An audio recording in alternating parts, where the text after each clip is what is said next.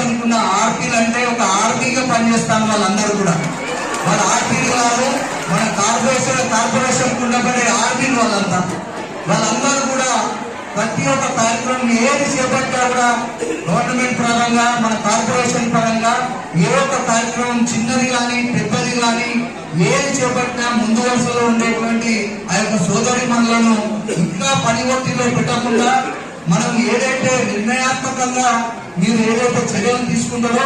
వాటిని అనుగుణంగా ఒక అవేర్నెస్ ప్రోగ్రామ్ వరకే వాళ్ళను నిర్ణయాత్మకంగా ఉంచి స్కూల్స్ లో అయిపోయింది, వాడాలలో అయిపోయింది, పెద్ద మనుషుల మీటింగ్లు అయిపోయింది, అక్కడ ఉండబడేటువంటి చిన్నపిల్లలను వాడాలలో ఉంచి ఆ యొక్క కార్యక్రమాన్ని నిర్దిష్టంగా వాళ్ళ యొక్క కార్యాచరణలో ఒక భాగంగా చేయాలి. కానీ ఈ వడ్డీ కొట్టే పనులు అదైతే ఇంకా ఎక్కువ ఒత్తిడి చేస్తే ఆ పనులు కూడా పనిచేసేటువంటి పరిస్థితుల్లో వాళ్ళు ఉన్నారు. కాబట్టి